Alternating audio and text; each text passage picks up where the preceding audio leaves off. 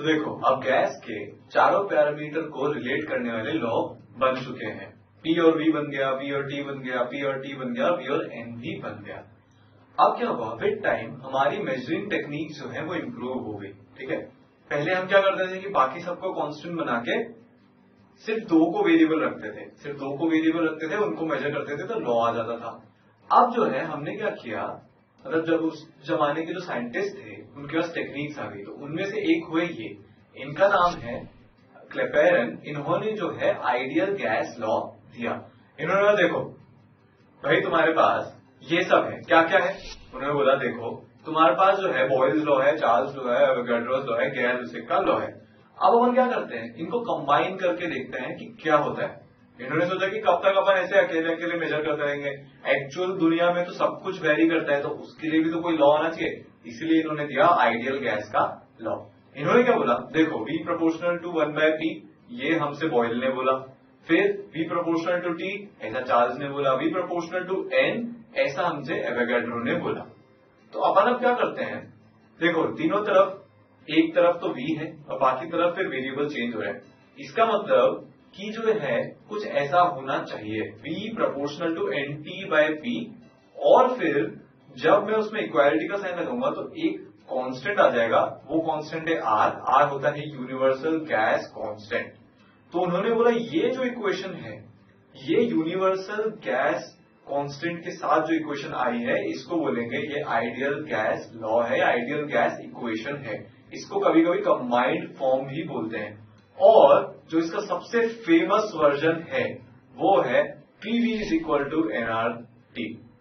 अब जब भी आइडियल गैसेस की बात होगी, गैसियस स्टेट चैप्टर की बात होगी, तो एक लॉ जो अगर आपने ध्यान रख लिया, जो आपकी सारी प्रॉब्लम दूर कर देगा। अगर मेरे से कोई बोले कि यार मेरे को गैसियस स्टेट के चैप्टर में आइडियल गैस मेरे को क्या याद रखना है, तो बस एक बार बोलना है PV is equal to nRT याद रख लेना, तेरा काम हो गया। PV is equal to nRT, pressure into volume is equal to number of moles into universal gas constant into temperature. अब जो अभी हमारे लिए इंपॉर्टेंट है वो ये बात है, वो सारी गैसेस जो कि परफेक्टली ओबे करती हैं PV is equal to nRT को, उसको हम बोलते हैं आइडियल या perfect gas. Ideal gas law क्यों? क्योंकि ये लॉ उन गैसेस के लिए है जो आइडियल होती हैं। आइडियल गैस क्या होती है ये हम थोड़ा सा बाद में और अच्छे से समझेंगे। अभी के लिए बस आप ये जान लो कि PV is equal to nRT rule को जो फॉलो करती है उन गैसेस को हम आइडियल गैस बोलते हैं।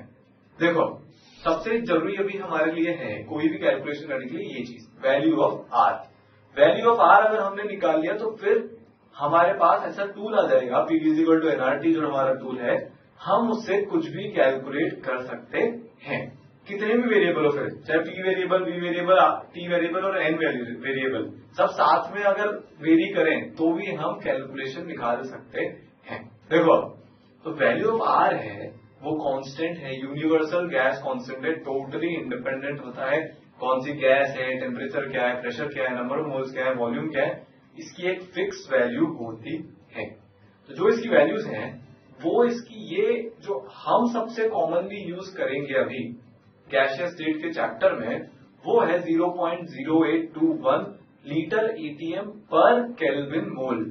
यहां पे सिर्फ यूनिट्स का पंगा है। फिर से जैसा कि हमने देखा था कि टेम्परेचर को हमेशा केल्विन में लेते हैं, वैसे ही R की वैल्यूज को हम वो वाले यूनिट्स में लेंगे जिसमें हमने P और V को लिया है। देखो टेम्परेचर का तो यूनिट हम हमेशा कांस्टेंट कर देते हैं, केल्विन में कन्वर्ट कर लेते हैं हमेशा। मोल्स का यूनिट मोल्स ही रहता है, प्रेशर और वॉल्यूम का वेरी करता है। तो जब हमने प्रेशर को एटमॉस्फेयर में और वॉल्यूम को लीटर में लिया है तो R की वैल्यू हो जाएगी 0.0821 लीटर ATM पर केल्विन मोल। दूसरी इसकी वैल्यू 0.0831 जब मैंने प्रेशर को ATM में ना लेकर बार में लिया है तो। तीसरी वैल्यू 8.314 जूल पर केल्विन मोल, ये इसकी जो है SI यूनिट्स के अकॉर्डिंग वैल्यू है। ये वाली वैल्यू काफी जगह यूज होगी। SI यूनिट्स में जो R की अगर हम बात करें तो उसकी वैल्यू आएगी 8.314 और 2 कैलोरी पर किलोमोल अगर हमने जूल को कैलोरी में कन्वर्ट किया तो ये 4 वैल्यूज है जो आपको ध्यान रखनी है। इसमें सबसे ज्यादा जो ऊपर यूज होगी, जो ऊपर लिखी है वो सबसे ज्यादा इसमें यूज होगी। आगे बढ़ते हैं। देखो ये क्वेश्चन है उसने बोला है आपको कि CH4 गैस है, उसका कितना ग्राम जो है, how many gram CH4 gas will occupy 500 ml at 50 centimetre Hg and 27 degree Celsius. यहां पे पहली बात तो गैस की बात हो रही है, इक्वेशन लगेगी PV is equal to nRT। ये क्वेश्चन में बहुत ही खास बात है, देखो इसमें वॉल्यूम तो है ml में, प्रेशर है सेंटीमीटर Hg में, और टेम्परेचर है 27 डिग्री सेल्सियस। अब आपको R की कौन सी वैल्यू यूज करनी है, इस पे डिपेंड करेगा कि हम किस यूनिट को कैसे कन्वर्ट करेंगे। तो चलो ये क्वेश्चन करते हैं। देखो PV is equal to nRT, ये याद कर लेना। रात को अगर मैं आपको सोते हुए भी उठा के बोलूं कि आइडियल गैसेस के लिए कौन सी इक्वेशन होती है, तो PV is equal to nRT निकल जाना चाहिए। ठीक है, प्रेशर हमारा कितना है 57 सेंटीमीटर ऑफ Hg। तो हमने क्या देखा था, R की वैल्यू हम 0.0821 तब लेंगे जब वो एटमॉस्फेयर में प्रेशर होगा, तो हम कन्वर्ट कर लेंगे। वॉल्यूम मिलीलीटर में, हमको चाहिए लीटर में, तो 500 ml 0.5 लीटर के बराबर हो जाएगी।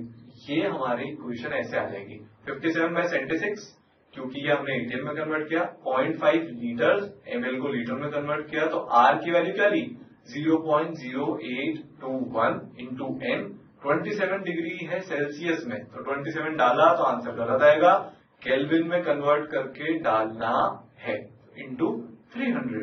तो आंसर क्या हो जाएगा, हमारा आंसर n का आ जाएगा ये। और फिर हमको CH4 का वेट निकालना है, तो हम उसको इसके मोल से मल्टीप्लाई करेंगे तो उसका आंसर आ जाएगा। CH4 का वेट कितना होता है 16, 12 तो कार्बन का और 4 हाइड्रोजन का, तो बस जो भी इसके मोल्स है उसको 16 से मल्टीप्लाई करेंगे तो आंसर आ जाएगा 768 ग्राम ऑफ CH4 की हमें जरूरत पड़ने वाली है। नेक्स्ट करते हैं।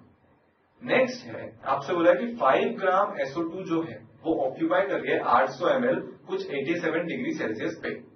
कैलकुलेट करो वो टेम्परेचर जिसपे कि 10 ग्राम SO2 ऑक्यूपाई करेगी 600 ml सेम प्रेशर पे। अब जो है, जब भी इस टाइप का क्वेश्चन है, जब आपको स्टेट 1 दी है, स्टेट 2 दी है और स्टेट 2 को कोई सा वेरिएबल निकालना है, तो हम ये यूज करेंगे। ये हमारी ब्रेड एंड बटर है, ये सब कुछ है। इस चैप्टर के हिसाब से ये जो आपके सामने लिखा है P1 V1 upon N1 T1 is equal to P2 V2 upon N2 T2, ये बस ये आपको आता है तो आप कोई भी क्वेश्चन सॉल्व कर दोगे। ये इंपॉर्टेंट है, ध्यान रखना। हमने क्या किया, PV is equal to nRT था, दोनों केस में वही रहेगा, मतलब PV upon N into T is equal to constant है। कोई भी गैस आ जाए, कुछ भी हो जाए, ये कॉन्स्टेंट रहेगा। इसका मतलब अगर दो गैस है 1 और 2, या दो स्टेट्स है सेम गैस की 1 और 2, so P1 V1 upon N1 T1 is equal to P2 V2 upon N2 T2 हो जाएगा। बस आपने कोई अप्लाई करना है तो कर लेते भाई। देखो P1 is equal to P2 है, सेम प्रेशर, तो अब इक्वेशन क्या बच गई, P1 upon N1 T1 is equal to V2 upon N2 T2। अब इसमें क्या है, क्योंकि हम कंपैरिजन कर रहे हैं, तो आपको जो वॉल्यूम जिस भी यूनिट में दी हुई है आप उसमें रख सकते हो, क्योंकि वो यूनिट से यूनिट कैंसिल हो जाते हैं। ठीक है, तो हमने रख दिया 800 upon 5 into 360 is equal to 600 upon 10 into T2, तो इससे T2 आ जाएगा 135 केल्विन। नोटिस करो, देखो पहले SO2 के मोल्स कम थे, वो मोल ज्यादा टेम्परेचर पे थे और ज्यादा वॉल्यूम ऑक्यूपाई कर रहे थे। क्वेश्चन हमसे ये चाहता है कि हम नंबर ऑफ मोल्स बढ़ा दें और वॉल्यूम कम कर दें। सोचो, नंबर ऑफ मोल्स भी बढ़ रहे हैं पर वॉल्यूम कम हो रही है, इसका मतलब हमको टेम्परेचर को बहुत ज्यादा कम करना पड़ेगा। इससे आप अंदाजा लगा सकते हो कि अगर आपको कोई गैस किसी पर्टिकुलर प्रेशर या किसी पर्टिकुलर स्टेट पे चाहिए, तो इस लॉ की मदद से आप पता लगा सकते हो कि pressure, volume, temperature, number of moles की वैल्यू क्या होगी। नेक्स्ट क्वेश्चन है ये, in a certain region of space, ऐसा हमको बोला है क्वेश्चन में कि सिर्फ 500 मॉलिक्यूल्स ही हैं पर सेंटीमीटर क्यूब। अगर टेम्परेचर 20 केल्विन है तो आपको प्रेशर निकालना है जो गैस एक्सर्ट कर रही है।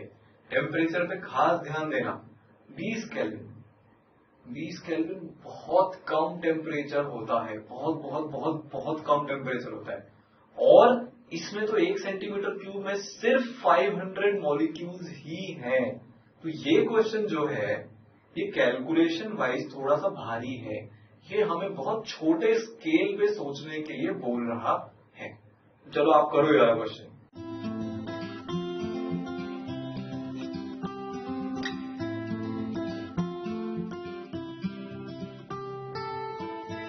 अब देखो इस क्वेश्चन को सॉल्व करने के लिए लॉ तो हमारे पास एक ही है, PV is equal to NRT.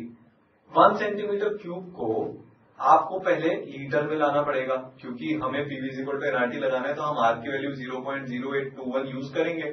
ठीक है, तो 1 सेंटीमीटर क्यूब बराबर होता है 10-3 लीटर। प्रेशर हमें कितना दिया है, प्रेशर हमें निकालना है, so we don't know pressure but we know volume. अब नंबर ऑफ मोल्स हमको पता है क्या, नंबर ऑफ मोल्स भी हमको पता है, क्योंकि हम मोल कंसेप्ट लगाएंगे। 500 मॉलिक्यूल है तो नंबर ऑफ मोल्स हो गए 500/Na, वो भी पता है, टेम्परेचर भी पता है, आर भी पता है। तो अब प्रेशर आ सकता है, सो P इंटू 1/1000, वॉल्यूम को हम लीटर में ले गए, is equal to 500/6 into 10⁻23। Approximate value ले ली हमने, 6.022 की जगह 6 इंटू 10⁻23 ले लिया, इंटू 0.0821 इंटू 20। इस बार टेम्परेचर खुद से ही केल्विन में दिया है तो हमको कन्वर्ट नहीं करना पड़ा। अब जब आपने सॉल्व किया होगा तो जो प्रेशर आया वो बहुत छोटा आया होगा, प्रेशर आएगा सिर्फ 13.6 इंटू 10⁻⁻19 ATM। ये बहुत छोटा प्रेशर है। देखो सिर्फ 500 मॉलिक्यूल है, इतना कम टेम्परेचर है, तो उनकी वेलोसिटी भी बहुत कम होगी, वेलोसिटी बहुत कम होगी, इसीलिए वो सिर्फ इतना सा प्रेशर लगा रहे हैं हमारे कंटेनर की वॉल्स पे। नेक्स्ट क्वेश्चन ऐसा बोल रहा है कि radius of a bubble at the bottom of this tank, ये जो टैंक आपको अभी दिखाया है, इसको उन्होंने कुछ पाया था कि 1 सेंटीमीटर है। फिर हमने क्या किया, बबल को ऊपर जाने दिया तो बबल ऊपर पहुंच गया। अब हमसे ये पूछ रहे हैं कि बबल जब सरफेस पे पहुंचेगा तब उसका रेडियस क्या होगा। अज्यूम हमें अभी क्या करना है कि टेम्परेचर नीचे और ऊपर बराबर है। ठीक है, तो ये इसको चलो सॉल्व करते हैं। अब बबल जो नीचे था उसका कुछ रेडियस हुआ होगा, और जब वो ऊपर आएगा तो उसका रेडियस बढ़ेगा या कम होगा, ये चलो अभी देखते हैं। सो बेसिकली हमें क्या लगाना है, P1V1/N1T1 is equal to P2V2/N2T2।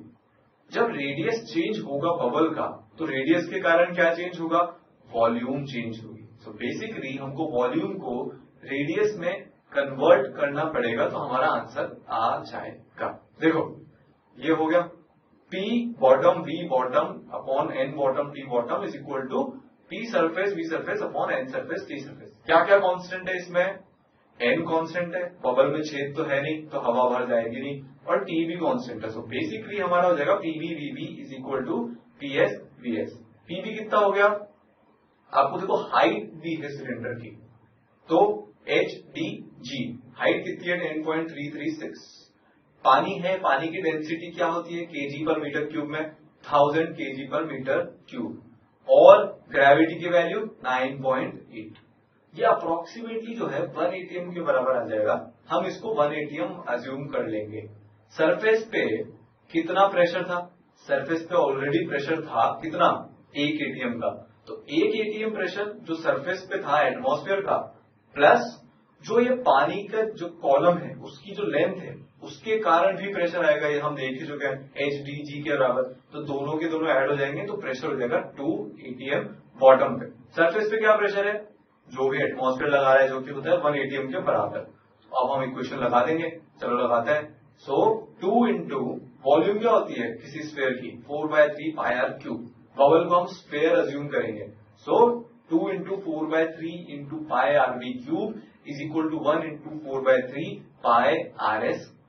बस इसमें करेंगे हम सॉल्व। पहले उसका 1 सेंटीमीटर था तो हमारे पास r क्या है, हमारे पास rb है और हमारे पास rs है, तो rs हमें निकालना है, तो rs क्या निकल जाएगा, rs is equal to 2⁻⁻⁰ centimetre. इसकी वैल्यू 1 सेंटीमीटर से बड़ी होती है।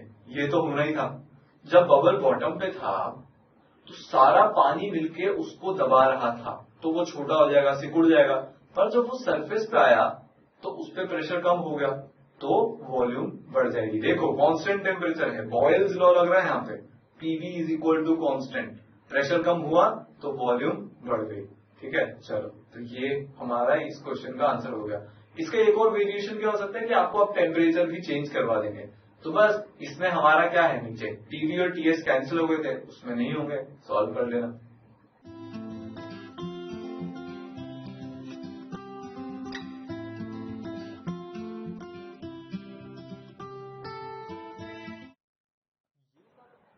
ये वाला जो क्वेश्चन है ये काफी कंफ्यूज करने वाला है ना। सबसे पहली बात तो अगर आप आइडियल गैस यूज कर रहे हो तो एक ही इक्वेशन आपके काम आने वाली है, PV is equal to NRT. इसका ध्यान रखना, PV is equal to NRT लगाने के बाद ये देख लेना कांस्टेंट कौन कौन है। जनरल फॉर्म तो क्या होती है, P1 V1 upon N1 T1 is equal to P2 V2 upon N2 T2। So basically we have P1 V1 upon N1 T1 is equal to P2 V2 upon N2 T2। अब इसमें से कोई एक variable होगा, उसको आपको निकालना होगा, है ना। यहाँ पे N और T ये दोनों कांस्टेंट हैं, तो हमको इसकी चिंता नहीं करनी। अब हमसे उसने क्या बोला है कि एक टैंक में आपके पास हवा प्रेशराइज करके, मतलब कंप्रेस करके भरी हुई है। 200 बार प्रेशर पे आपने 100 डेसीमीटर क्यूब की हवा, मतलब की वॉल्यूम में हवा को भर रखा है। अब वो पूछ रहा है कि ह्यूमन बीइंग जो है वो एक बार के प्रेशर पे हवा को ब्रीद इन कर रहा है।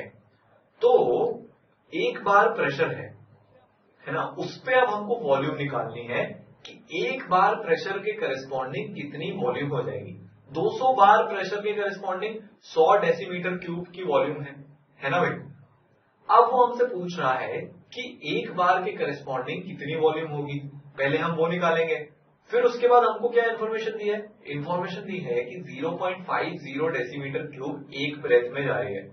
तो जितनी भी वॉल्यूम आएगी हम उसको 0.5 से डिवाइड कर देंगे, तो टोटल नंबर ऑफ ब्रेथ्स अपने पास आ जाएंगे। तो चलो इसको सॉल्व करते हैं। अब मान लो P1 V1 में मैं टैंक का यूज कर रहा हूं, तो P1 कितना हो गया, P1 तो हो गया 200 बार, है ना। V1 कितना हो गया, V1 हो गया 100। अब V2 तो निकालना है, P2 कितना है 1 bar. So this becomes equal to 200 into 100, मतलब 20,000 decimetre cube.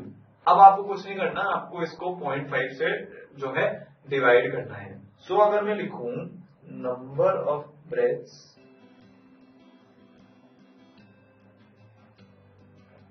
Is equal to, कितना हो गया, ये ऊपर वाली क्वांटिटी, ये कॉमा है, 20,000 अपॉन 0.5 इज इक्वल टू 40,000।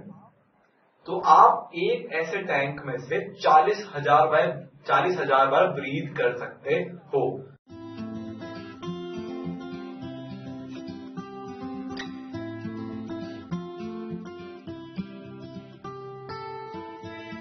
ये वाला क्वेश्चन मेरे को बहुत अच्छा लगता है। इसमें जो है आपको बहुत दिमाग लगाना पड़ेगा अगर आपको इसको ढंग से सॉल्व करना है। तो इसको अपन जो है सॉल्व करने की कोशिश करते हैं। देखो हमसे बोला है कि 3.6 gram of an ideal gas को हमने एक बल्ब में डाला जिसकी इंटरनल वॉल्यूम में है 8 लीटर। अब बल्ब की इंटरनल वॉल्यूम 8 लीटर है, तो हम जब भी कैलकुलेशन करेंगे बल्ब जो क्लोज होता है ना, उसको क्लोज कंडीशन में यूज करते हैं, तो वॉल्यूम कांस्टेंट हो जाएगी। आप क्वेश्चन को पढ़ते जाओ और आइडेंटिफाई करते जाओ कि क्या क्या कांस्टेंट है। Pressure P ATM, temperature T kelvin. अब क्या किया कि बल्ब की कंडीशन चेंज कर दी और उसको एक थर्मोस्टेट में रखा जिसका टेम्परेचर पुराने वाले टेम्परेचर से 15 केल्विन ज्यादा है। ठीक है भाई, बहुत बढ़िया। अब 0.6 ग्राम ऑफ गैस को हमने लेट ऑफ कर दिया ताकि हमारा फाइनल प्रेशर इनिशियल प्रेशर के बराबर हो। अब हमसे पूछा है कि प्रेशर और टेम्परेचर पता करो अगर मॉलिक्यूलर वेट ऑफ गैस 44 है। कितना बढ़िया क्वेश्चन है। देखो हम अपनी इक्वेशन वापस से लिख लेते हैं जो हमारा धर्म है, P1 V1 upon N1 T1 is equal to P2 V2 upon N2 T2। यहाँ पे वॉल्यूम तो कांस्टेंट है ना, इनिशियली और फाइनली। हम हमेशा इनिशियल और फाइनल के बीच में लगाते हैं, तो वॉल्यूम का तो पंगा ही है। अब एक एक करके क्वेश्चन को सॉल्व करने की कोशिश करते हैं। देखो P1 हमें दिया है इज इक्वल टू P, ठीक है, बहुत बढ़िया। P2 हमें दिया है इज इक्वल टू कितना दिया है P2 भी हमें दिया है P। V1 जो है वो 8 लीटर है, V2 भी जो है वो 8 ही लीटर होने वाली है ना।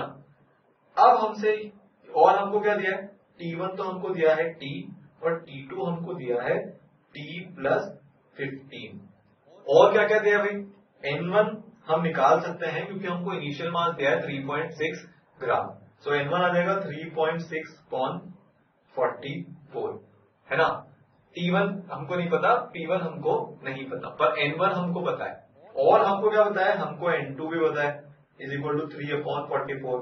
3.6 में से 0.6 ग्राम को जाने दिया तो कितना बचेगा, 3 ग्राम। 3 अपॉन 44 ये हो जाएगा। बस अब आप P1 V1 bye N1 T1 लगा सकते हो। तो P1 हो गया P, ठीक है, V1 कितना हो गया 8, सो P इंटू 8 अपॉन N1 3.6, 44 ऊपर चला जाएगा तो 44 इंटू T1 कितना है T, ठीक है, is equal to P2 V2 bye N2 T2। P2 तो अभी भी P है, V2 अभी भी 8 है ना, इन अपॉन अब 3, 44 वापस से ऊपर इंटू T, बस इंटू T प्लस 15, क्योंकि T2 जो है वो T प्लस 15 है। तो आपको कुछ नहीं करना, आपको यही करना है कि इसमें से अब आपको देखो क्या क्या कट रहा है, ये देख लेते हैं। P कट रहा है, 8 कट रहा है, 44 कट रहा है। बस अब तो हमारे पास इक्वेशन क्या बनी, इक्वेशन हमारे पास बनी